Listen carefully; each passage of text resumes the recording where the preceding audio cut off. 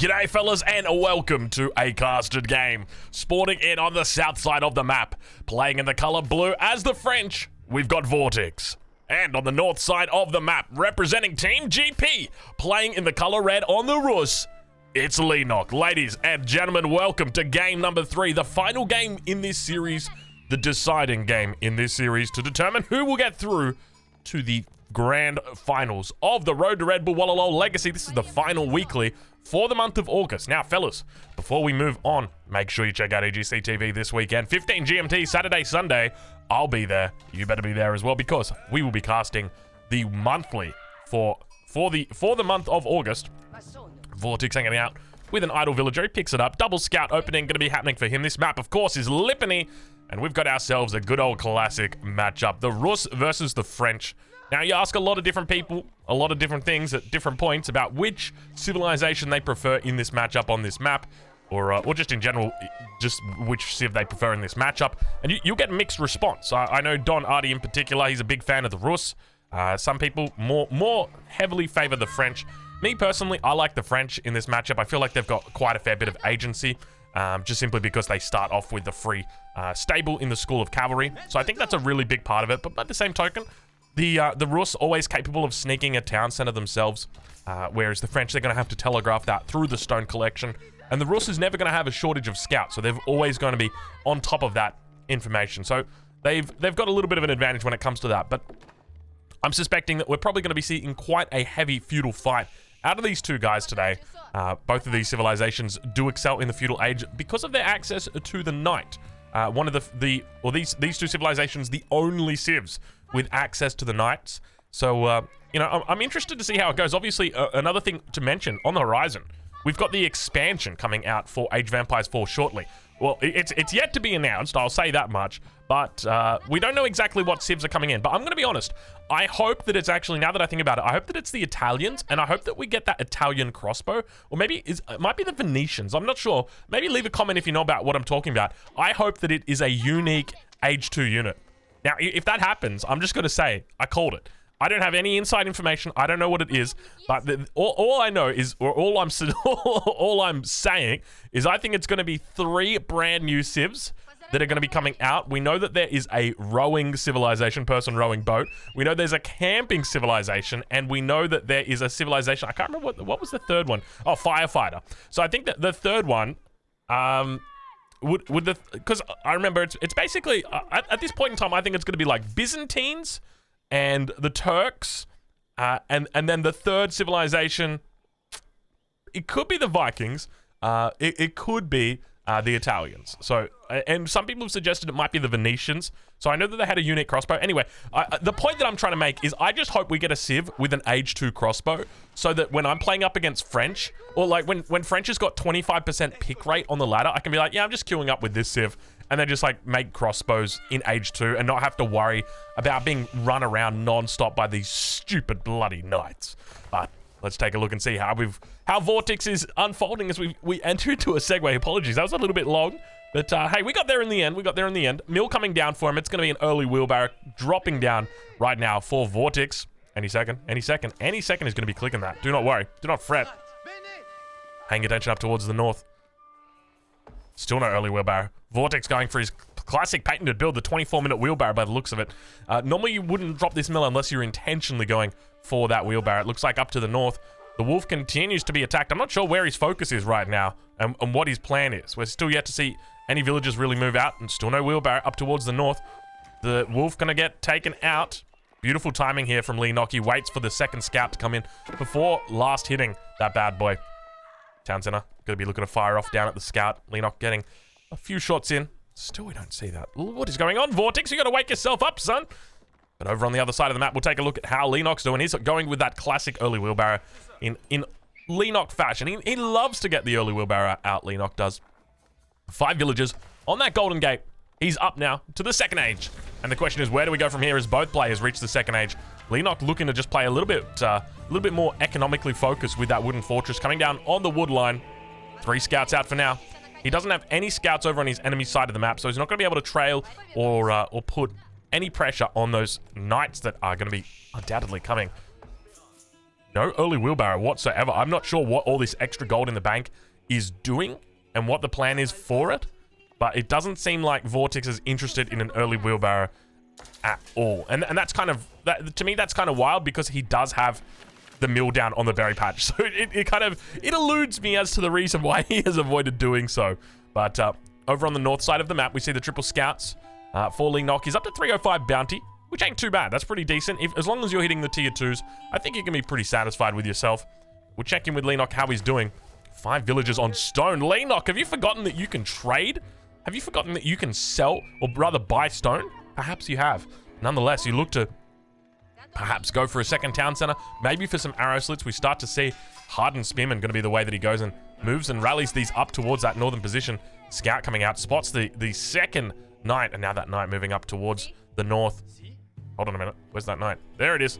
Now that's the knight that we're talking about. Still no wheelbarrow for Vortex. He's going to be taking a second town center as well. So, as we suspected, it would be a little bit more greed-focused. Typically, in these matchups at the higher level, people are going to be a bit more greedy just because you can get away with more things. You scout your enemy, you know what's coming, you know when it's coming, and as a result, makes it a lot easier for you to predict your enemy. But now, you see villagers moving out. The question is, where does he go for this second TC? Over towards the west. Definitely seems like the best option. Oh my lord, look at this position right here. Smack that bad boy right there. I guess the other alternative is here. But Leenock gonna go for the TC on the boar. I would say it's a Barbican, but that is not the case. But villagers moving out. Knight's going to be getting in on the action. You can see them trying their best to tank up for the spearmen. Spearmen are going to be what caused the difference here. And now villagers going to be heading towards the TC. This is not good for Leenock. Leenock might be in a little bit of trouble. 9 villagers out here. He manages to chase away the Royal Knights. A single Royal Knight coming back. Gets the charge off on the back. Oh, it's terrible outcome. And a third Knight now coming in. It's going to be the TC cancel. Leenock, a terrible opening for him here. Moving out with only 2 spearmen. And as a result, gets significantly punished by Vortex. Still taking out more and more villagers. Those knights, not a single one of them dropping yet. And look how low the health is on these bad boys. 22, 39, and now that second TC for his opponent, Vortex. Going to be coming down over on this hunt on the east side of the map. I think he's got a nice little spot in here. Might be a bit hard to get it. You should be... Oh, don't you love it? Isn't that just... That's so juicy. It's so damn good. Give me some of that. Leenock having to settle for a secondary source of food, unfortunately. Would love to go for that primary boar in the middle. And you can see that the leash on the boar has happened. You can see that there's no boar on the minimap, which makes it a little bit harder to know or to remember about that boar. But obviously both players definitely did. And now Leenock, I mean, already not in a good position. This is not a position that you want to be playing as the Rus. Ideally, the big thing is you've got a lot of food-heavy units. Your villagers are full cost. You've got the double TC. You're making spears. You're making horsemen. You're making knights. There's a lot of those big, heavy food units, especially in this matchup. Rare that you're going to be seeing that Guz build coming out with a focus on archers in this matchup. And as a result, it means, you know, very rarely are we going to be seeing heavy amounts of wood gatherers. Now, down towards the south, Vortex will do a quick check, and that wheelbarrow finally going to be coming through for Vortex as he moves over to berries. He's like, oh, that's right. Yeah, I was going to do that whole wheelbarrow thing, wasn't I? Yeah, you were. You're going to do that wheelbarrow thing. So we'll check in with the villager count and see how these two players are tracking. We've got 33 villagers for Vortex, not a bad little amount, and compare that over to 31 for Leenock. So things not terrible for Leenock. He is keeping up with the Kardashians, but it's important to remember that even though you're trying your best to keep up with the French, they are always moving away from you. It's to me, the French, they're like redshift. They are always moving away. It doesn't matter what direction you're going, they're always going to be moving ahead of you. And the reason why is because these TCs are producing villagers faster than any other TCs in the game, with the exception of the Chinese, but that doesn't count because that's not relevant to this matchup. So we've got the villager that comes out every 18 seconds here. Compare that over to the villager on the other side of the map that takes 20 seconds. So you've got 2 town centers here versus 1.1 TCs, 2.2 TCs. And that's where the difference comes in. You've got 2.2 versus 2. So over the course of, say, a 3-minute period where you would be making 9 villages, your enemy's making 9.9 villages. And that is where the big difference comes in. But managing to keep that Royal Knight alive, he's still got a couple of them hovering around. I'm curious to see whether one of them did die. He did have a third one. There we go. Now they're healing up. He's got the chivalry through. So great job by him managing to keep them alive. Scout does go down, unfortunately. Vortex not paying attention there. He's got amazing APM, but not amazing enough to keep that bad boy alive. Second archery range coming down. So interesting opening here that he's going for double archery range. Typically, you can see he's trying his best to get that charge in. Doesn't want to lose the knight, though. So the way the charge mechanic works, I got a bit excited in the early game, just when it happened. So the spearman will only auto-brace when it's looking in the direction of an oncoming or an incoming knight or horseman or charging unit. And as a result, it means if the spearman is facing the opposite direction and the knight charges in, it will get the charge off. It will do full damage, and it will maintain, you know, that little extra bit of bonus damage that the French knights get to do. It'll also get that. So it is it's really important to try and get that off, or to get that charge, and by the same token for the Rus player to neutralize that charge. And that's why it was such beautiful micro coming in, because he baited away the charge and then brought it back in. And it was a point blank charge, so there's a way to do a point blank charge. So charges have a minimum distance. So say for as an example, if you've got a knight here, you're not going to be able to charge this spearman, but you're going to be able to charge this villager. So what players do, instead of right-clicking onto this spearman, they right-click on this villager. And it's the knight is then going to charge at the villager, but it's going to get intercepted by the spearman. And so that's how you pull off these blank or point-blank charges. And now we see Vortex moving down. He's got quite a nice little army here. 6 archers, 7 knights. He's going to be able to push this position. Arrow slits coming through. And with this, the first knight does go down. He's going to look to focus down the rest of the archers. Look at the damage coming out. He managed to, I think he one-shot that archer that was there. Look at the damage. Oh my lord, watch out. That is a lot of damage right there. I think he might get that second one. Nope, doesn't manage to do it. Now scout on scout action over on the west side of the map. We're yet to see Leenock drop down any walls. You know, Leenock, infamous for not walling. And this map in particular would be a very effective map to wall on, just when your enemy's got an early knight presence like the one that we are seeing here. We'll check in with Vortex though, as he continues building up that economy. He's sitting on 52 villagers at the moment compared to Leenock on 50. So still managed to keep up with him, doing a decent job. Only 2 behind him. We do start to see the first signs of a battering ram upon the field. It's going to be Vortex who is preparing the battering ram and looking to challenge this position in the center. We'll try and see how much is on that boar. There we go. 1,337. 3, 2, 1. Screenshot. There it was. I saw it for a second. 1,337 left on that bad boy. And now you can see him cashing in. So Leenock's already done a pretty decent job there, taking 700 off the boar. But ideally, he'd like to keep this a little bit longer. Spear numbers looking good for him. Only 5 horsemen. Not going to be nearly enough. Now looking to focus down. You can see the charge coming through. Spearman dropping down. Horseman moving out. Nice little screen being run here, and you can see beautiful micro coming in from both of these players. Vortex at the same time just going to be looking to focus down each one of these spears one by one. That's the name of the game here. Focus the spears. He's going to be ignoring the horsemen. You can see he's just looking to work them down. The horsemen can be dealt with by the Royal Knights. The primary thing that you've got to be worrying about are those spears. They are the real damage dealers with such insane numbers. Always going to be a big threat. But now we see +1s coming through. We'll double check and see exactly how he's doing. Vortex, he's picked up +1 melee attack, +1 ranged attack. He's got +1 melee armor, and now going to be finishing us off with a +1 ranged armor. He is going to pick up every single upgrade he can get in the feudal age from his blacksmith. And over on the other side of the map, we do see a second blacksmith is out. Leenock going to be looking to pick up his own upgrades. He's got +1 melee and +1 ranged armor. Sorry, +1 ranged or melee attack. Jeez Louise. But now, moving forward, Vortex's mass starting to look a little bit healthier, a little bit happier. You can see beautiful charges coming in right there. I love the way that he does that and forces back these units. You want to avoid those charges coming through. The horsemen looking to try and take out the archers, but the archer numbers continue looking very healthy throughout this engagement, and Leenock continuing to dwindle in his army numbers. But now that the majority of the knights have actually been taken out as well, so only a handful of them remain. We've got 4 knights that are remaining behind this. A little bit of an attack was going down. I can suspect it may have been this knight just sitting outside the range of that wooden fortress, but still for the middle of the map, players posture over this position. We might have an age up coming through. It looks like Vortex will be thinking about it. He's stacking up plenty of resources, more than enough to justify going up. But another battering ram coming down, and he's still got knights in queue. He could cancel these knights and age up, but no, he's going to be sticking with it. He says, hey, we ain't going castle. No, sorry, Bob. We are staying in feudal age.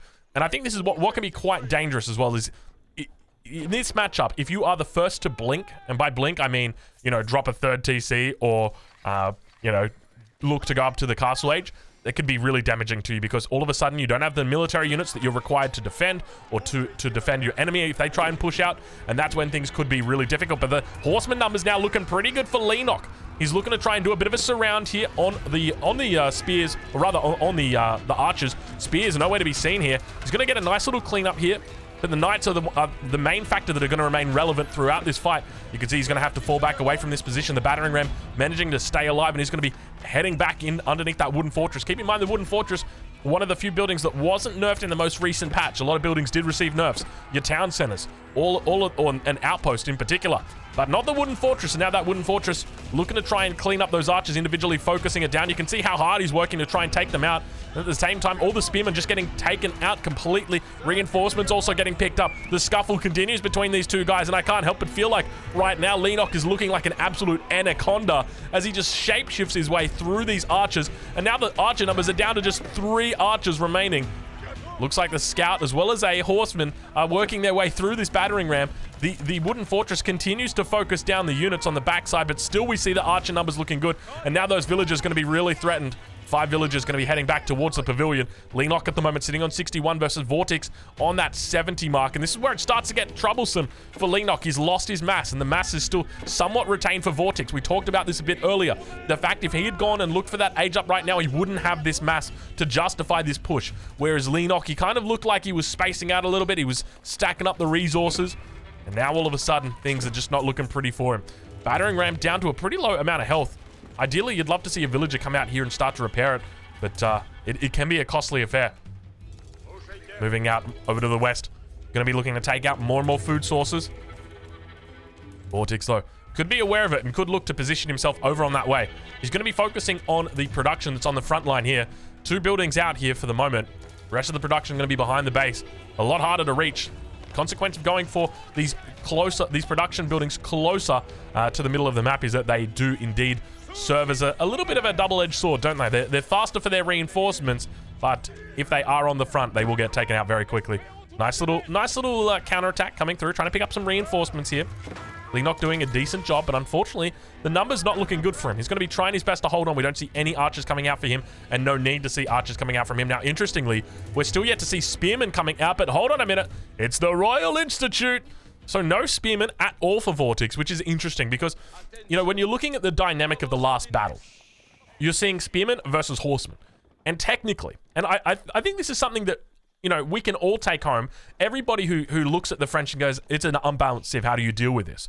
You've got what is considered to be the best counter against knights and archers. You've got horsemen and spears. And when microed correctly, they should be able to beat that composition. Leenock, one of the world's best players, comes up short. It just goes to show how difficult it is to play against this composition. So if you're losing to the French, if you're losing to just knights and archers, don't feel bad about it. Do not feel bad about it because you're not the only one. And Leenock, I mean, in this game, his micro was pretty damn good. Vortex obviously very good as well. But still you would think that he'd be able to hold on and be able to force that back. It wasn't the case though. Veterancy now coming through though. It's going to be veteran Royal Knights. We also see veteran archers coming through for Vortex. He's looking to push, do a little bit of a veterancy timing push. Also going to be adding in a monastery, picking up some relics of his own. Back on the other side of the map though. We'll check in with Leenock because he's actually going to be adding in some early knights himself. Now, people in the comments or on YouTube now might be thinking to themselves, well, why didn't Leenock add in any knights earlier? Why not just go for knights earlier? And look, it might seem like a good idea, but you've got to remember that the knight, it's an effective raiding unit. It's not as an effective fighting unit in these lower numbers. Once you start getting up in the numbers, though, it's a very strong unit because it breaks even with a lot of units, horsemen, archers, even the spearmen. It can break even with once you're up in age like this, but realistically, the horseman has double damage against ranged units, and that's what you want it to kill. You can see it does 19 damage a pop, and it costs half as much as a knight. So it just makes sense when you're up against a ranged unit like this, and you're going to be utilizing that bonus, that ranged bonus, that you'd be looking to get out those horsemen just because you can get out twice as many. But now Vortex looking to push down upon his enemy's throat. Really looking to put the pedal to the metal here. The 3 battering rams coming out with the knights. Leenock's going to need to react here. You can see he's just pumping out units non-stop. He was also thinking about getting up to Castle Age, but I don't know if it's going to be a decent timing here. He might have to try and sucker it out in age 2. 36 spears coming out for him, but definitely not a lot of cavalry. Reinforcements in the center going to get picked up. Nice little raids coming in from Leenock as well. And now we're into the cinematic mode as the spears look to try and take down the French units. Veteran archers going to continue focusing down those spearmen one by one. They will be overkilling them significantly, but at the end of the day, that's what you want. You want to make sure that you're taking them out. You're just stutter stepping. Shoot and scoot. 1, 2, 1, 2. That's all it is, and the battering ram going to be going down. It's number 1. A couple of knights on the backside. Leenock looking to try and push out. The spearman continuing. He's got a huge force here, but now those royal knights finally deciding it might be the time to go, and still those archer numbers have dwindled down. Spearman stabbing back over on these battering rams, using them as a little bit of a bait. And now those knight numbers, this is where we've reached critical mass, and this is too late. Once you've reached this point, the game is now over, ladies and gentlemen. The knights are too strong. You are not able to defeat the knights, and as a result, the knights will flood into the base of Leenock, and Vortex will camp the production. He will camp the villages, and there is going to be no way back from this. Leenock looking unfortunate in this game. This is game number 3. The winner of this game will be going through to the grand finals. It is 1-1 in this best of 3. Leenock does reach the castle age, but it might be a little bit too late. Those archers pushing through, and with this, the production now under threat. Leenock looking unfortunate right now. More archers coming in, more knights coming in, but at this point in time, this is going to be more than enough to hold. He's still yet to get that royal bloodline upgrade, but he's not even going to need it. And good game gets called. Leenock going to be tapping out. Ladies and gentlemen, Vortex is going through to the grand finals to play up against Puppy Paw in a best of 5. It'll be the next game coming up on this channel, so do not go anywhere. And make sure you come check out EGC TV this weekend. It's the road to Red Bull Wallaloo. It's the August finals. We'll catch you guys in the next one.